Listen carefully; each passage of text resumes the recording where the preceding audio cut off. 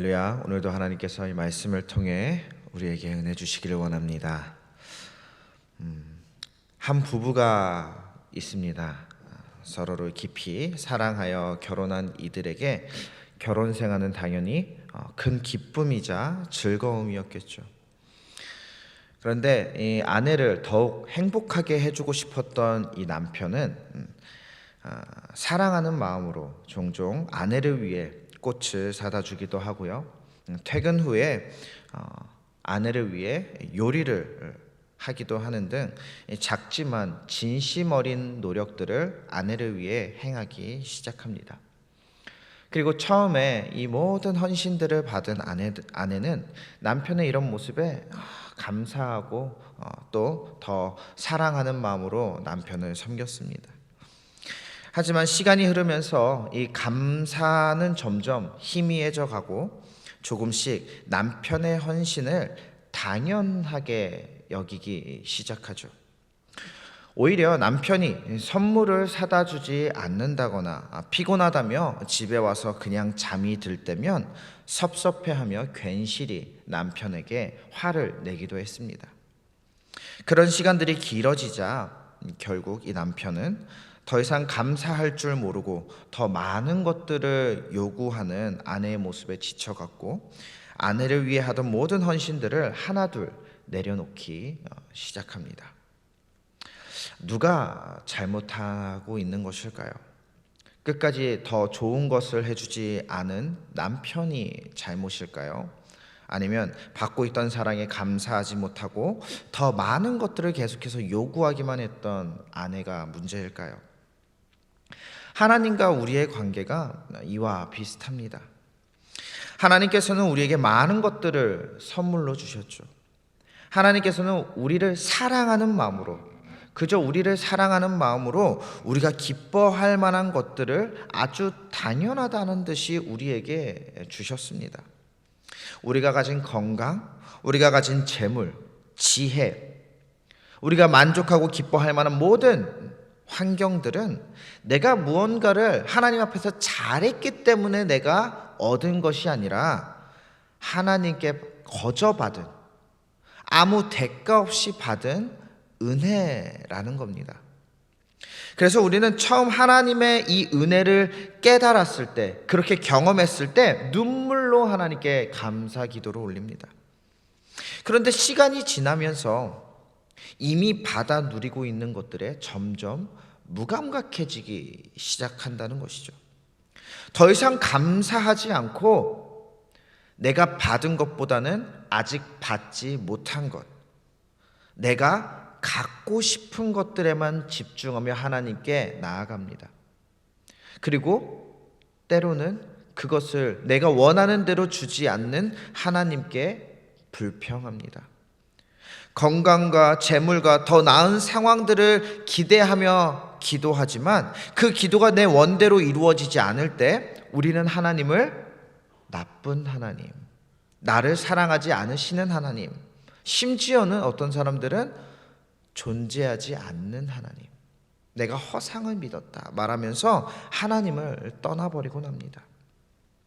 오늘 함께 읽은 이 스가랴 11장은 사실 지옥의 끝자락에 서 있는 이 이스라엘 백성들을 향한 하나님의 사랑, 그리고 그 사랑을 받으면서도 자신들을 회복시키려고 하는 그 하나님의 사랑을 다 받고 누리면서도 감사한 줄 모르고 끝까지 그 하나님이 보내신 선지자를 거부했던 이스라엘 백성들의 이야기가 나타나고 있습니다. 하나님께 부르짖는 이 이스라엘 백성에게 하나님은 스가랴 선지자를 보내시죠. 그에게 백성들의 목자가 되어 그들을 먹이라고 명령하십니다. 그런데 이때 하나님은 4절에서 이 백성을 어떤 백성이라고 표현하냐면 잡혀 죽을 양떼라고 표현하고 있습니다. 그러니까 당시 이 이스라엘의 상태는 이미 값어치가 없어 보이는 양이었고 곧 잡아먹혀도 이상하지 않는 죽음의 단계에 이른 최악의 상태였다라는 겁니다. 그래도 하나님은 백성을 포기하지 않으시고 선지자 스가랴를 보내 그들을 먹이도록 하셨습니다. 그들을 회복시키고자 하신 것이죠. 스가랴는 한 손에는 은총이라는 막대를, 그리고 다른 한 손에는 연합이라는 막대기를 들고 백성 앞으로 나아갔다라고 말합니다. 목자에게 막대기는 양들을 보호하고 그 양들을 올바른 길로, 푸른 풀밭으로 인도해주는 강력한 도구입니다. 그리고 스가랴에게 주어진 이 두 막대기는 이스라엘을 지켜주고 인도해줄 하나님의 은혜와 이스라엘의 연합을 의미했던 두 막대기였습니다. 그런데 어떤 일이 일어났죠? 양떼가 자신들을 지켜주고 보호하기 위해 온 이 목자를 거부합니다. 목자를 미워하고 목자를 싫어합니다. 그의 인도보다는 자신들이 그저 원하는 대로 가기를 소망합니다. 그리고 그 목자를 떠난 거죠. 그러자 하나님도 그들을 보호하고 있던 이 두 막대기를 꺾어버리셨다라고 말합니다. 양떼에게 목자가 없어지고 보호하는 막대기가 사라진다는 것은 곧 죽음을 의미하죠. 양은 스스로의 힘으로 푸른 풀밭을 찾을 수 없고 그럴 만한 능력이 없고 맹수의 공격에서 도망칠 빠른 발도 강한 이빨도 없습니다. 그러니 목자가 없는 양은 결국 굶주려 죽거나 맹수에게 잡아먹히는 암담한 결과를 맞이할 뿐입니다.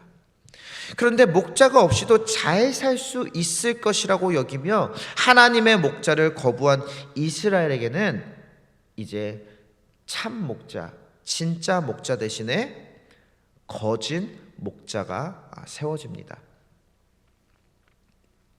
오늘 말씀 속에서는 마치 하나님께서 의도적으로 이 거짓 목자를 세우신 것처럼 나타나 있지만, 이는 하나님께서 일부러 이들을 위해 악한 목자를 세우셨다라는 의미가 아니라 그들을 보호하고 있던, 그들을 인도하고 있던 이 참 목자가 사라지자, 진짜 목자가 사라지자 자연스럽게 거짓 목자들이 이스라엘을 잡아먹으려고 나타났다는 겁니다. 이 거짓 목자에게는 양들을 사랑하는 마음이 없죠. 그래서 그들을 돌보지 않고 그저 자신의 안위만을 챙깁니다. 거짓 목자는 잃어버린 양을 찾지 않고요, 다친 양을 고치지 않으며 살찐 양을 그저 잡아먹기에 급급합니다. 그런데 어리석은 이 양떼는 그가 참 목자인지 거짓 목자인지 분별하지 않고 그저 눈앞에 보이는 당장의 이익에만 눈이 멀어서 거짓 목자를 맹목적으로 따라가다가 결국 죽음에 이르게 된다는 겁니다. 이 스가랴 11장에 나오는 참 목자는 당시 하나님의 말씀을 받던 스가랴를 의미하기도 하지만 동시에 장차 오실 예수 그리스도를 의미하기도 합니다. 하나님께서 그들을 위해 생명도 아끼지 않으시는 진짜 목자를 보내주셨지만 어리석은 백성들은 어떤 선택을 합니까? 진짜 목자를 만나고도 그를 거부하며 은 30에 진짜 목자를 팔아넘깁니다. 그리고 13절에서 그 은 30을 토기장이에게 던졌다는 말씀처럼 은 30에 예수님을 판 이 가룟 유다는 그 은 30을 대제사장들과 장로들에게 던졌고 그들은 그 돈을 피 묻은 부정한 돈으로 여기며 토기장이의 밭을 사는 데 사용함으로써 이 스가랴의 예언이 성취됩니다. 그리고 이 예언이 성취되면서 예수님을 버린 그들에게 나타난 것은 앞으로 오랜 시간 동안 그들을 통치하게 될 거짓 목자들이었습니다. 참 목자를 버리고 떠난 그들에게 남은 것은 거짓 목자였죠. 거짓 목자는 이 세상의 악한 통치자들을 의미하기도 하고요, 또한 하나님의 사자인 것처럼 위장하며 우리 가운데 스며 들어오는 거짓 선지자를 의미하기도 합니다. 이들은 하나같이 양들의 생명에는 관심이 없고 그저 양들로부터 무언가를 얻을 수 있을까, 무언가를 빼앗아 갈 수 있을까, 이것만을 고민합니다. 세상 통치자들은 하나님의 나라를 환상의 나라로 매도하면서 정의 실현보다는 이익의 극대화를 추구하죠. 그렇게 자기 양떼들, 곧 백성들을 희생시킵니다. 거짓 선지자들은 하나님의 진리의 말씀이 아닌 그저 사람들이 듣기 좋아하는 이야기, 사람들이 듣고 싶어하는 그 메시지만을 전하면서 성도들을 현혹시키고 하나님의 길에서 그들을 멀어지게 만들죠. 요새 유튜브를 보면 11조 안 해도 된다, 교회 굳이 안 나가도 된다, 그렇지 않아도 신앙생활 잘할 수 있다, 이런 식의 신앙생활에 면죄부를 지어주는 것 같은 내용들이 넘쳐납니다. 그리고 사람들은 이런 영상에, 이런 설명에 열광합니다. 왜냐하면 자신들이 듣고 싶어 하는 내용을 아주 그럴듯하게 설명해 주기 때문이죠. 그것들이 거짓인지 참인지 분별하려는 노력보다는 그저 내가 진리라고 믿고 싶은 내용들을 그냥 거부감 없이 받아들이는 겁니다. 그래서 우리에게는 끊임없이 나의 생각을 의심하고 점검하고 기도하며 하나님의 뜻을 분별할 줄 아는 능력과 노력이 필요합니다. 그래서 하나님이 보내주신 참 목자 예수 그리스도의 인도를 받는 삶으로 나를 계속해서 이끌어가야 하는 겁니다. 거짓 목자는 우리가 아직 받지 못한 것들에 집중하게 만들며 열심히 그것을 얻어내야 한다고 말합니다. 그런데 참 목자는 말이죠, 우리에게 하나님께 이미 받은 은혜, 받은 것들을 기억하게 만듭니다. 감사하게 만듭니다. 거짓 목자는요, 우리로 하여금 불안과 두려움으로 경쟁하듯이 이 땅을 살아가게 만듭니다. 그런데 참 목자는요, 감사와 기쁨으로 하나님의 은혜를 나누고 이웃과 연합하는 삶을 살아가게 만듭니다. 여러분 인생 가운데 거짓 목자는 누구이며 참 목자는 누구입니까? 반드시 점검하며 내가 따를 만한 일을 따를 수 있기를 바랍니다. 하나님은 우리를 하나님의 자녀로 삼으신 것이 너무 기뻐서 우리에게 필요한 것들을 부어주시는 아버지입니다. 내가 무언가 진짜 잘해서 나에게 주시는 것들이 아니라 그저 사랑하기에, 그저 사랑받았기에 받은 은혜들이라 이 말이죠. 그저 이 은혜로 인해 우리가 하나님과 더욱 친밀한 관계로 이어지기를 기대하며 하나님께서 이 모든 것들을 우리에게 채워주시고 부어주시는 겁니다. 반면에 우리는 받은 것들에 감사하기는커녕 더 달라는 요구만 합니다. 더 주세요. 이것도 주세요. 저것도 주세요. 저 이거 부족해요. 이런 요구하는 기도만 합니다. 왜 안 주냐고 화내는 기도도 합니다. 내 필요가 다 채워지면 그때 하나님 찾겠습니다. 내 필요가 다 채워지면 그때 하나님이 원하시는 일을 하겠습니다. 봉사도 하겠습니다. 이렇게 고백하지만 실상은 어떻습니까? 정작 내 안에 모든 것들이, 내가 원하는 원들이 다 채워지고 나면 더 이상 하나님을 찾지 않습니다. 하나님 더 이상 필요 없다고 말합니다. 내가 가진 것들로도 충분히 만족하고 행복할 수 있다고 말하는 것이 연약한 우리들입니다. 그래서 이를 아는 진짜 지혜로운 사람들, 내가 가진 것들이 다 하나님께서 주신 것이고 하나님께서 내가 필요하면 늘 주실 것이고 오늘도 나를 위해 일하신다는 것을, 내가 받은 것들이 다 은혜임을 아는 진짜 지혜로운 사람들은요, 주신 것에도 감사, 주지 않으신 것에도 감사하면서 어떤 상황에서도 감사하는 삶을 살아가게 됩니다. 우리는 이 땅에서 내 사업이 잘 되고 지위가 높아지고 사람들에게 부러움을 사는 그런 인생을 누려야지만 그것이 하나님의 복을 받은 사람이라고 착각합니다. 나에게 아무런 어떤 고된 일, 나를 괴롭히는 일들이 없어야지만 그것이 하나님의 복이라고 착각하고, 나를 만약에 괴롭히는 것들, 나의 마음을 심란하게 만드는 것들이 있으면 그것이 저주라고 여기기도 합니다. 그래서 주님, 나에게도 그런 복 주세요. 계속 이렇게 기도하는 것이죠. 그런데 하나님 앞에서 진짜 복 있는 사람은요, 이 땅에서 무언가를 많이 받아 누리고 있는 사람이 아니라 진짜 복이 무엇인지를 깨닫고 늘 그 입술에 하나님의 이름, 예수님의 이름과 감사를 달고 다니는 사람이라는 겁니다.